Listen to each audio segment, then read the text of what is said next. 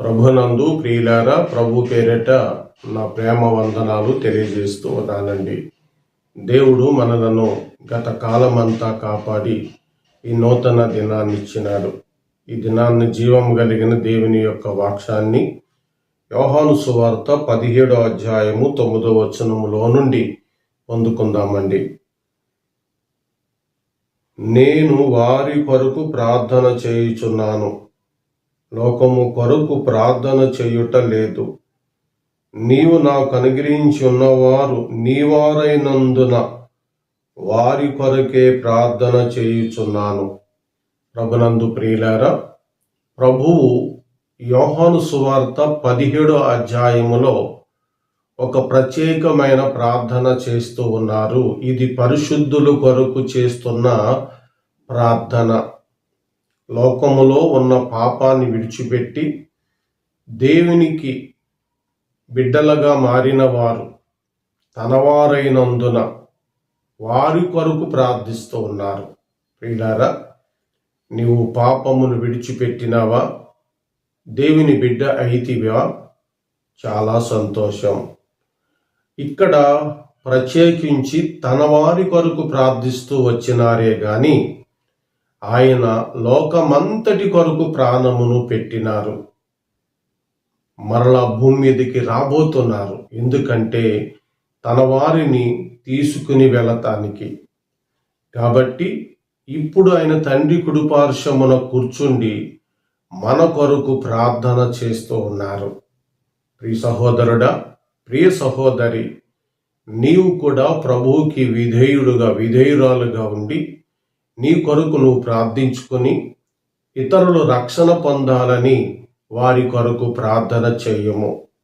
అప్పుడు ప్రభు నిన్ను బహుగా దీవిస్తాడు. ప్రార్థన లేని జీవితం చూడండి, దీపం ఉంటుంది కానీ అందులో నూనె ఉండదు. నూనె ఉండినను ఒత్తు సరిగా ఉండదు. ఆలోచించండి. ప్రార్థన నిన్ను వెలిగింపజేసేది. ప్రార్థన నీ అవసరతలన్నీ తీర్చేది. ప్రార్థన దేవుని కొరకు నిన్ను బ్రతికేదిలాగా చేసేది. కాబట్టి ప్రార్థనా జీవితాన్ని కలిగి ఉండము. విశ్వాసంగా ప్రార్థించము, ఓపికగా ప్రార్థించము, నిరీక్షణతో ప్రార్థించము. పొందుకున్నవి లేక అడిగినవన్నీ ఇప్పుడే పొందుకొని ఉన్నామని నమ్మి ప్రార్థన చేయము. ఆయనకి స్తోత్రము కలుగును గాక. దేవుడి వాక్యము మన హృదయములో ఈరోజు నింపి మన జీవిత కాలమంతా నడిపించును గాక. ఆమేన్. ప్రార్థన. ప్రేమ నమ్మకమైన తండ్రి, ఇది మొదలుకొని నీ రాకపోకల యందు యెహోవా నిన్ను కాపాడునన్న వాగ్దానము చొప్పున ఈరోజు ప్రయాణాలంతటిలో సహాయం చేయండి నాయనా. మీరు మాతో మాట్లాడిన వాక్యాన్ని బట్టి మీకు స్తోత్రాలు నాయనా. నీ నామములో బిడ్డలకు వివాహాలు దయచేయండి, గర్భఫలాలు అనుగ్రహించండి, నూతన గృహాలు అనుగ్రహించండి. నీ బిడ్డలు గల్ఫ్ దేశాల్లో పనిచేస్తూ వారు నీ ఆదరణ కొరకు, నీ యొక్క కృప కొరకు ఎదురు చూస్తూ నీ కృపతో, నీ ప్రేమతో నింపబడుతున్న దానికై నిన్ను స్తుతిస్తున్నాం. నీ బిడ్డలలో ఇంకాను నమ్ముకొని పాపములు ఒప్పుకోకుండా, బాప్తిసం పొందుకోకుండా ఉన్నవారిని దర్శించండి నాయన.